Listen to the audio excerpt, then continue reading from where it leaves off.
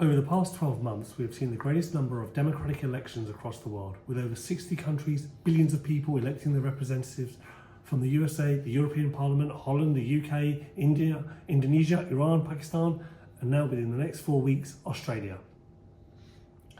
That's over a quarter of the world's population, and the backdrop to this has been failures in our foreign policy, resulting in Israel's genocide in Gaza, the dull ache of sanctions, the civil war in Sudan, the continued occupation of Kashmir, and the shrill electoral vote-winning strategies of blatant Islamophobia and racism.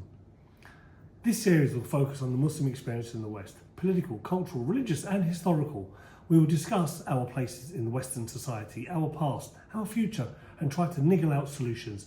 We will look at reasons why the Muslim community is under threat, vilified, and feels under siege. Who are the instigators, and who are the willing and unwilling collaborators?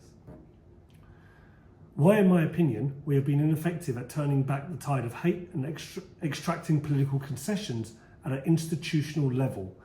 As our community is now facing a global threat to our freedoms and our rights, how do we fight back? We will explore the rich history of the Muslim communities across the Western world. We will also push the boundaries of why Muslims in the West lack the strength to take on these challenges, and with a special interest to those who fight back. Islam gives us the answers, yet we seem pacified to the point of being comatose. Our first guest, Asma Patel, is the former CEO of MPACUK, a political advocacy group in Great Britain, and with a speciality of removing Zionist MPs. With the UK election over, we will be asking what lessons from the UK can be leveraged for Australia. Okay, so my name's Asma Patel, and I am the deputy of MPACUK. I work alongside a team of 10 individuals, dedicated individuals who have been a part of MPACUK for almost 15 to 20 years. Our collective at the moment is just to try and reinvent the wheel. When MPACUK started 25 years ago, things were very different. Things are very different now, so we are having to move with the times. Let's understand that difference. What was the big difference that you saw 5 years ago? I saw that MPs used to listen when you wrote to them. We saw that, if we put enough pressure on the government, things did used to subside and work in our favour. We saw that, when we asked the Muslims. I'm going to challenge you. I'm going to challenge you on that straight away. Are you? Right, straight away, yeah. I'd say opposite day. 25 years ago, we had the second Intifada. So what we had was a very tone-deaf government. We had lots of constituencies in the UK where you had Zionist Labour MPs that had no interest in listening to our concerns, our views, answering our letters. I was told by Mike Gates in Ilford South that I was a Hezbollah and a Hamas supporter when I raised that question. Tony Blair, if 9/11 happened straight after the second Intifada, and then what happened was Tony Blair went straight into war, and they were not listening to the Muslim community at all. You guys changed that. You guys changed that, and for a period of time, we had almost a government that did listen to the Muslim minorities. They did listen to us, and that was from the foundations that you had all laid. But now was that? Muslims became lazy again. We all worked so hard to wake up people, to get them active, to get them doing stuff. Even through a genocide now, they're just not waking up. No one wants to do the work. You send out an action alert. We're lucky if 10 people reply. So, it's done an almost 360. So where you guys were the originals, worked so hard in waking up the Ummah to get them to do the work and get MPs to listen to us. And we were getting them to listen to us. And they were, for a certain period of time, listening to what the work that you guys put in and the efforts you put in. But now what's happened is that it's done a 360, and we've got MPs like Mike Gates, again, not Mike Gates himself, but where they were just so tone deaf. And every time you ask about Palestinian rights, or you ask about people of Congo's rights, or you ask about the Sudanese rights, all of a sudden you're terrorist supporters. All of a sudden, you're Hezbollah supporters. Or if you're asking about the rights of the Kurds, you're supporting like the terrorist groups inside Kurdistan. So where do we start? Do we start from the beginning again, or do we try and reinvent the wheel in terms of we have to start something new, or See, we have to try new ideas? I'm fascinated with this period of time where you felt we were making inroads. Which government was that under? It wasn't government, but we have to remember that Oh, local no, no, I'm MP. asking the time frame. Was it The time 2010, frame, I would 2015, say, 2020?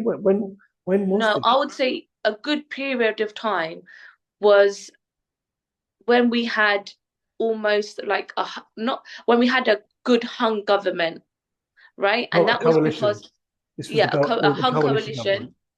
And then it was where we had a good majority of MPs that we had got into power by swinging elections, by getting the Muslims to vote tactfully, That and was we had 2010. good MPs on our side that So you wrote to them. that Go. 2010 election, where Gordon Brown lost, the Labour leader Gordon Brown lost, and we had Cameron with Nick Clegg, the Liberal Democrats, and it was a weak government, and that weak government created a responsive government. And what was surprising to me was how many Muslims switched off on a Tory government where you had David Cameron, Boris Johnson, Theresa May, a huge amount of people that had never shown any sympathy towards Muslims or Palestinians. In the case of Boris Johnson, some of the most outrageous things he was saying, and we didn't double down on political power. We kind of went back to sleep and went back to the protest vote. But did you see that going back to sleep a part of why people voted for Corbyn? I think people went back to sleep because this is the habit of people. They get a small win and they think, oh, that's it, I've done my bit now. I don't need to do anything else. We've got what we want. We don't need to work on this. Rather than, okay, we've got this win. Now let's build upon it and build upon it and build upon it. And until we get the perfect solution. So we got a small win, and all of a sudden, oh, it's okay, I've done my bit now. I don't need to do anything else. Or, we've got we've got a Labour leader. Oh, we've got the perfect scenario here now. And we don't need to do anything else. But I'm reading it so different to you. I read it so different. I read the coalition government meant it was very difficult for David Cameron to go to war. He did. He went into Libya. I mean, it's going to be really difficult for them not to go to war, but it's difficult. So every British Prime Minister bombs a Muslim country eventually. Now, let's go back to what I was trying to. I'm just sharing information. So we had the David Cameron government, and that was a weak government. It was a coalition government, and that was part of our strategy in 2010 to move the needle where you don't have a dominant party that can create a dominant narrative against Muslims. And whether that was Labour or Conservatives, that was always the way. The Muslim vote had become irrelevant. We move into the Jeremy Corbyn world, and I felt Jeremy Corbyn as both a campaigner and a politician, albeit a good man, was an ineffective campaigner. And I know he did well in the 2016 elections, but he should have buried him. But he was an ineffective campaigner, and then the 2020 elections, he just fluffed it. Yeah, 100%. And I put that down too, that the Muslim community were lockstep inside with him as a protest vote. They didn't understand the institutions that is the Labour Party. They didn't understand the institutional Islamophobia that was built into the Labour Party. They didn't understand the media bias that was attacking them, and they didn't mobilise in any of those fronts. So to me, that was almost, I saw the parallels in 2000, where we had Tony Blair come in after the John Major government. Everyone was so relieved that the Tories were out. And then the Muslims went, oh, he's a nice, shiny guy, and he looks quite nice and friendly. And they didn't realise he was not only a Zionist, he was a hardcore Zionist. He was hardcore Islamophobic policies. He was using that dog whistle with people like Phil Willis, the MP in Oldham, to call out, to create a fear about Muslims.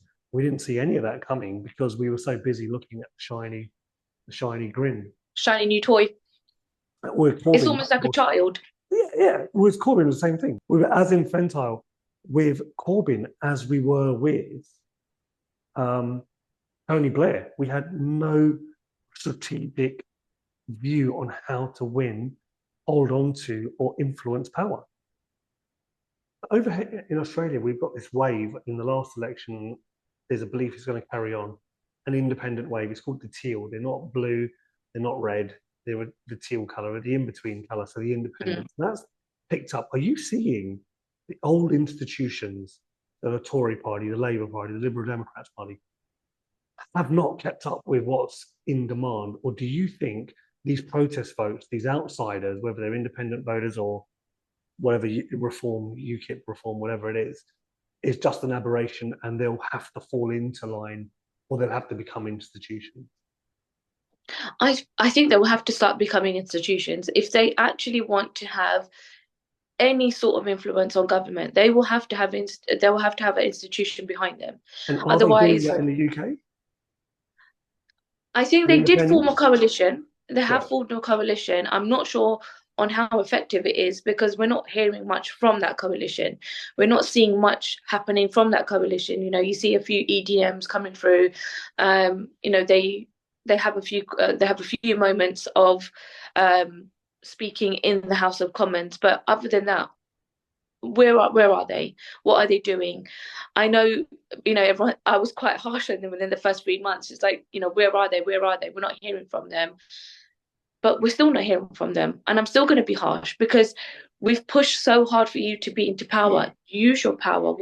If you have to go and join the Green Party, or you have to go join the Liberal Democrats, do something in order for you to have the power that you have got. Your seat means something. Your voter base means something. Do you? One of the things that I've always struggled with Muslim activists, and I use that word, the combination, is I don't think they understand power. I don't think they No. understand. I don't think they understand institutional power, individual power, the ability to create change.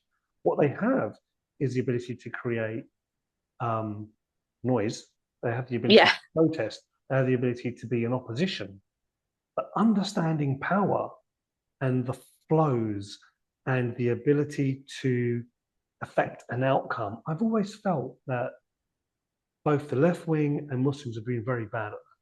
Now we've got 4 independent MPs that are, 5 independent MPs that are all pro-Palestinian. To me, that's a better outcome than 5 neutrals, and it's definitely a better outcome than 5 Zionists, which is in effect exactly what's happened. Yeah. With 5 Zionists, they've been replaced by 5 independents. And in the 2010 election, I think we got rid of 4 MPs and they were all Zionists. We put neutrals in place. Now we've got 5 pro. I think that's a progression towards a better outcome. The downside is I think it's taking too long. And if they're still not coordinating and they're still not working together and they're still outsiders, then are we moving forward? Are we still the same Muslims in 2020? Or have you seen a shift?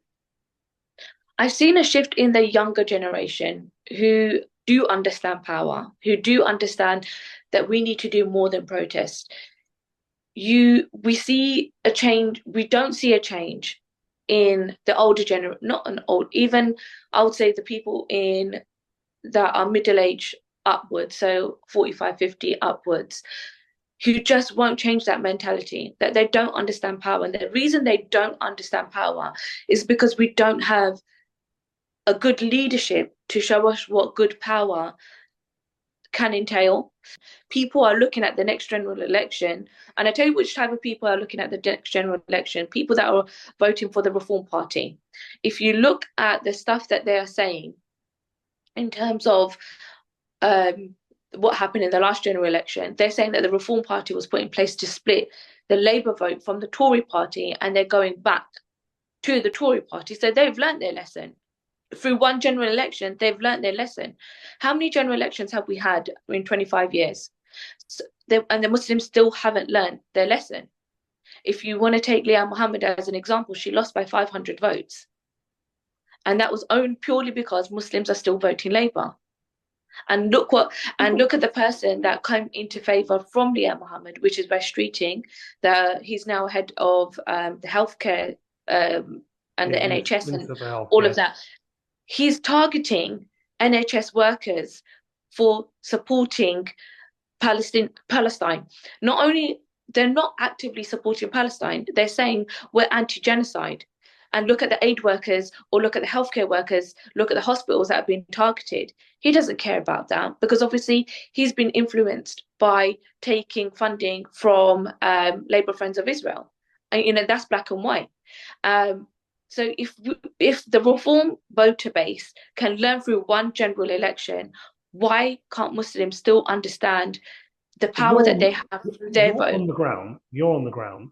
Why haven't they learned? What's stopping that shift? Labour's my friend. No, look, you're outside the mosque. People my generation, they were politicized, albeit they were delusional because they went with Hizb ut-Tahrir. A lot of them, they went voting is haram. And I don't think that argument's that lasts anymore. I think that's kind of died away. Yeah, that's not there anymore. But it's not there. What but now that dominated my generation. Then you had the no politics in the mosque. Then you had the Labour group for our parents. So you're saying people my age are still Labour first? It's still Labour first. Labour's we went when we swung the election, by-election in Rochdale last February. We were, all of us came from all the way around the country. You had us from London come up. You had people from Birmingham. We had team members from, all over England come over just to come and swing this one seat to show the Muslims, look how much your vote will mean to Gaza. And it was vote for, and our line was vote for Gaza, and they did it. And the Muslims in Rochdale are a little bit unique. We swung the election in February, but then they were back to voting for Labour in July, and it just for some reason just did not compute to them that, look, we did it in February, why are we not doing it again in July? So who do you hold responsible? The electorate or the Muslim institutions that have failed over 50 years to educate them? It's the Muslim institutions, because I'll give you a perfect example why. When we were up in Rochdale in February, knocking door to door, go past the mosque, who have they got inside the mosque? They've got Tahir Ali, who was going to be the Muslim Labour candidate. I'm gonna show you a video. Zayn, can you pull up a video?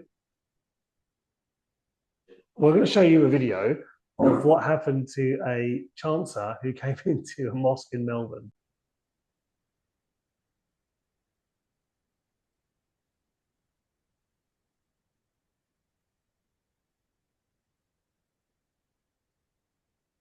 Beautiful, eh? That's brilliant, that is. But was that the congregation, or was it the institution that actually turned around? No, that was the congregation. Watch this. So this is from the Daily Mail. You're not welcome here, brother. Get out of here. You're not welcome here. What's up? Look at this class. I'll break your face, bro. I'll break your face. Get out of here.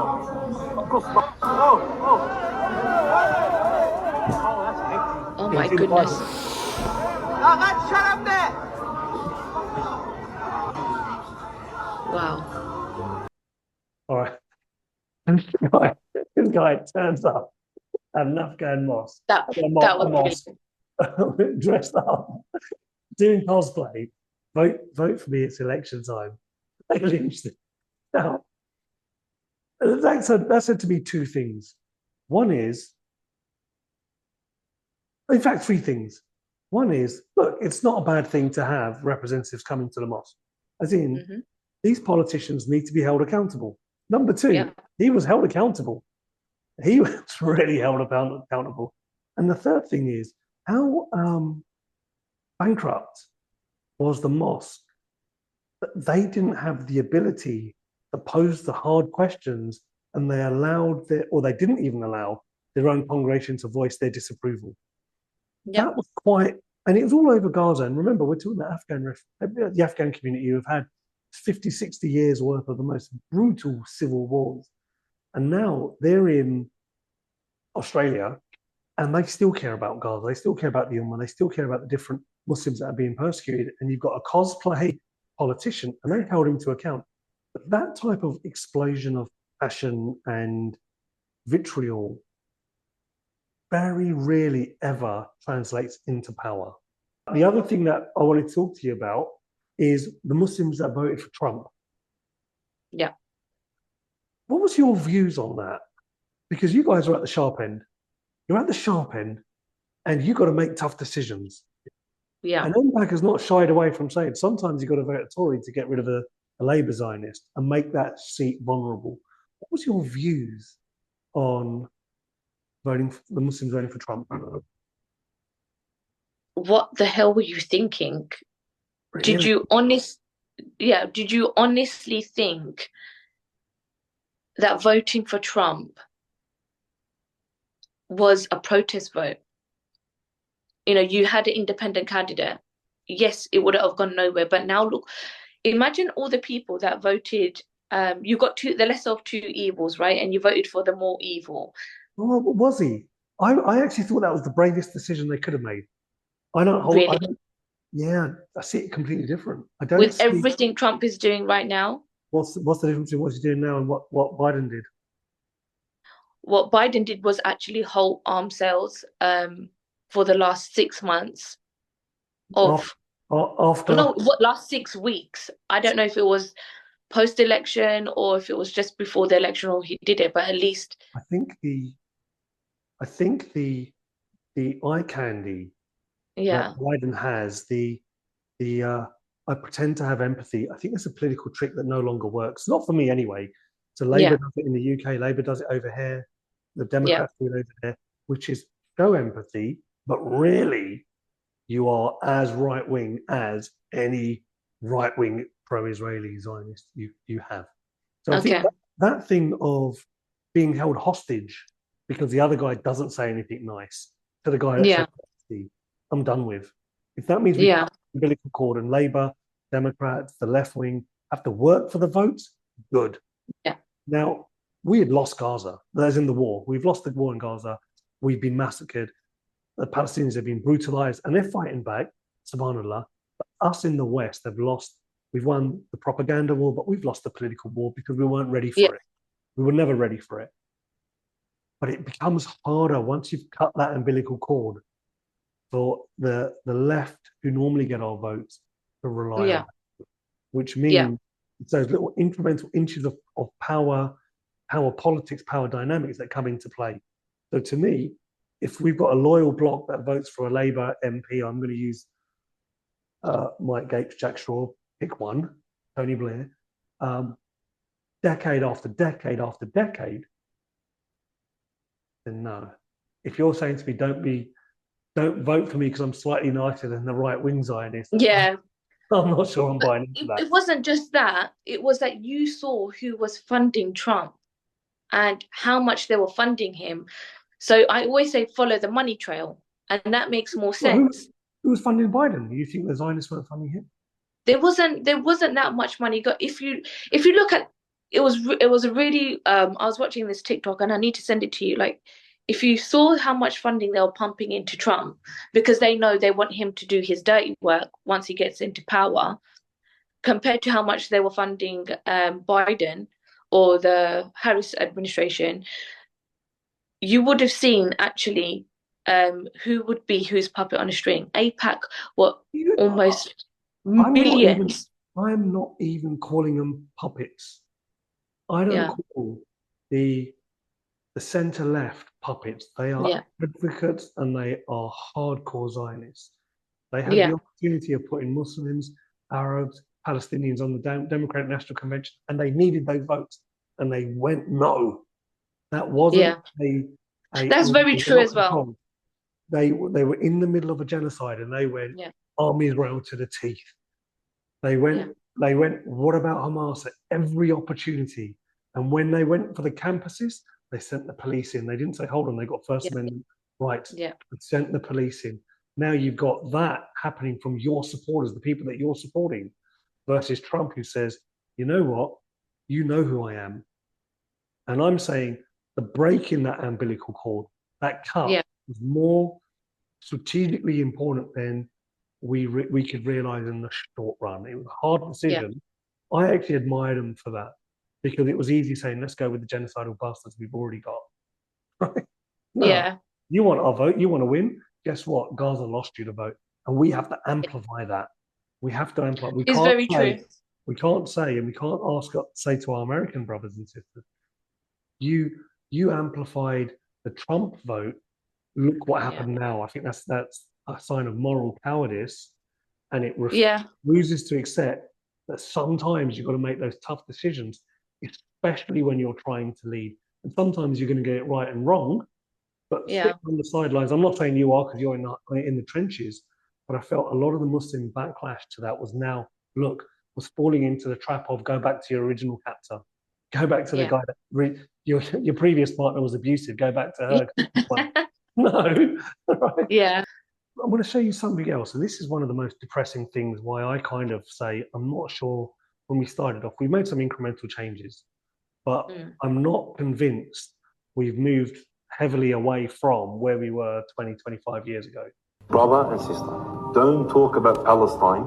Don't share a post about Palestine. Do not go into the streets calling out free Palestine if you don't pray. You're not benefiting them, but you are harming them. Straightforward. I didn't say anything. The Prophet ﷺ says, أول ما يسأل العبد يوم القيامة الصلاة. إن صلحت صلح سائر عمله وإن فسدت فسد سائر عمله. Allah Azza wa Jalla will not ask you, my brother, my sister, He will not ask you how many posts did you put about Palestine. He won't ask you how many times you shared. He won't ask you how many times you screamed out free Palestine. But you know what He's going to ask you? He's going to ask you about your salah, your prayer. He says, sallallahu alayhi wa sallam, if your prayer is good, then you sharing about Palestine, your other good deeds are accepted, no problem. But he says, if your prayer is rejected, then everything else is rejected, good and bad. Because there are many Gazans that have went out on videos and said, we don't want you to scream free Palestine, we want you to go pray to Allah Azza wa Jalla. This guy, to me, is as close to evil as I can imagine. And that's the nonsense we heard when they were going to the war in Iraq. And that, remember, when they went to war in Iraq, prior to that, 500,000 Iraqi babies died with sanctions. Then we went to a war in Iraq, there was another 1 million Muslims dead, never to be seen again. Yeah? And this type of thick interpretation of Islam, that you can only perfect yourself and then be politically active, and you can never reach perfection, is still prevalent amongst the Muslim community. I mean, that is actually stomach-churningly disgusting. Yeah, and there are countless Islamic hadiths, and we're going to put them in here to counter that argument. Yeah. The shamelessness of that man, and I don't believe he's isolated. I think you're seeing that in Blackburn, you're seeing that in Rochdale, you're seeing that in Ilford, you're seeing that in Birmingham, you're seeing that in the US, you're seeing it in Australia. That type of thick interpretation of Islam is why the Muslim institutions keep failing. What's your, are you still seeing that type of always, it's always there. It's always, make dua, make prayers. That's stronger than what you're doing. Is stronger than going to a protest. Stronger than you even talking about Palestine. Palestinians are the problem. They believe in democracy. Blah blah. It drives me absolutely insane, and the level of patience I have to not actually go physically hurt that person is unbelievable. Because how can you turn around and say to me that not to talk about Palestine, not to talk about the oppressed, when the foundations of Islam were affirming justice? The foundation of Islam wasn't built upon salah. It wasn't the first thing that God gave the Prophet Muhammad sallallahu alaihi wasallam. This type of Islam is a cancer to Islam. Yeah, I'm with you. But what do you think gives this guy that much confidence? He can not only say it, he can publicize it, publish it, and stick to his opinion. And not only that, it's amplified in mosques up and down. Because I tell you why. What gives them that confidence? They're so wrong, and they're speaking with such authority. Because he has the backing of the mosque. That's what gives him that confidence to be able to go spew that amount of rubbish. There was a Muslim influencer who turned around and said, stop waving flags of countries because, we should be all under one banner. And he's absolutely correct. We should be all under one banner.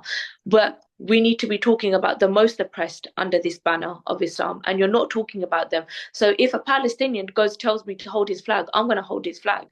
But no other nation we're going to sit here, oh, whose flag are we going to go and wave today? No. Look, at the end of the day, Islam teaches us that we look after the oppressed, and we're not looking after our oppressed. Isn't it, Asma? The point is, this guy with his cosplay Islamic garb, and he's out of context taking quotes, and we'll get the real quotes and we'll get the real context of it. Has now taken on the role of I am active because I do my salah. I'm active because I'm rejecting nationhood, or I'm active because, and it's a form of pacifism. But I don't understand, and the part that has split in my mind, which is, how are these people allowed to pull that trick off? Because you can see through it. Yeah. You can see through the charade. Yeah. Why can't others? What's made you, me, other people understand? No, this is cosplay Islam. It's not real Islam. It can't be. You're seeing an injustice, and he's saying, don't talk about it. Well, he's not saying don't talk about it. Don't put posts. He's not actually saying get involved in political institutions, fight the jihad, get rid of Zionist MPs, spend 20 years of your life, 30 years of your life working towards an outcome. He's not saying any of that. He's saying the bare minimum, which is retweeting, reposting something on Instagram. Don't even do that. Don't like, comment, or share. And he's talking on behalf of God. He's saying, well, God won't do it. It's the people that actually go to these talks. You're supporting him. The people that actually support these institutions, support the mosque. During Ramadan, a mosque in the Ilford area invited the few local MPs and councillors that are known to be Islamophobic, that have supported this genocide, to an iftar. Now, if we didn't highlight this and didn't hold them accountable, they wouldn't have turned around and done anything about it. Now they're trying to do everything to get everyone back into their mosque, talking about Palestine in every khutbah, every Jummah. It's too late. The damage has been done. What gives you the right to use the money that people are giving you to the mosque to come and feed these genocidal maniacs and genocide enablers? They were held to account, and that's one of those things that doesn't happen in our community. And it goes back to one of the problems that we've got, which is we don't improve. So how many institutions have improved? It was where we had that disagreement earlier on. I don't think the Muslims have improved. We have had improvements. Yeah, we've had improvements, but we've got a long way to go. And I tell you where this it's sporadic, but this is the one thing I keep telling people at the moment. We need to learn to decolonize our religion, because it was colonized, right, by the British, by the French, by all the invaders that have come around. They colonized Islam into just rituals instead of actually making it what it was, which was always affirming justice, because the Muslims were always there to defend themselves, right? So when the West have come in, they neutralized Islam and they neutralized Islam by getting rid of the imams and the ulama that used to teach people, that reaffirming the fundamental of jihad, teaching people that justice is a part of Islam. And any imam that ever, take Omar Mukhtar, who he led the Libyans into a revolution against the French. So by neutralizing our leaders, he fought against the Italians. Yeah, and was it the French? Yes, sorry, the Italians. Italians, yeah. So when you neutralize our imams, and there are no imams, or there are no Islamic leaders to teach the congregation that Islam teaches you, that you stand against injustice, that being quiet and sitting at home praying, or coming to the mosque and praying, isn't enough, because it isn't enough. That's your farad al-ain, your farad upon yourself. There is also your farad al-khafiyya, which is your farad upon the ummah, and the ummah has a farad upon you to act. That's never taught. And when I teach people this, they are automatically shocked. That doesn't exist. Of course it exists. Where am I going to pull it out of the air? When they go and learn this, they come back to me. I never knew that. Why has the imams never taught us that? Why don't the mosque teach us that? Because they're not there to teach you that. They're there to teach you to be passive. Why do you think councillors and MPs come into the mosque? Why do you think the government always give these mosques money? Oh, we give you money for new security systems. Do you think that comes without strings? Yeah. We're 3-4 weeks away from a general election in Australia. What advice would you give the Australian Muslims? Use your power tool, which is your vote, for a better future, not just for the Muslims in Australia, but for around the world. You know, Australia has been active in this genocide, you know, providing arms, providing aid. Teach the Australian government that you have the ability to make change. You will no longer stand with the oppression that they inflict on people. You can help. And your vote, by you voting, you're actually doing something that is Islamically obliged upon you, and that is acting and making a stand. Thanks, Asma. Asma, thank you very much. It's been a real pleasure. And inshallah, we'll talk soon. Inshallah.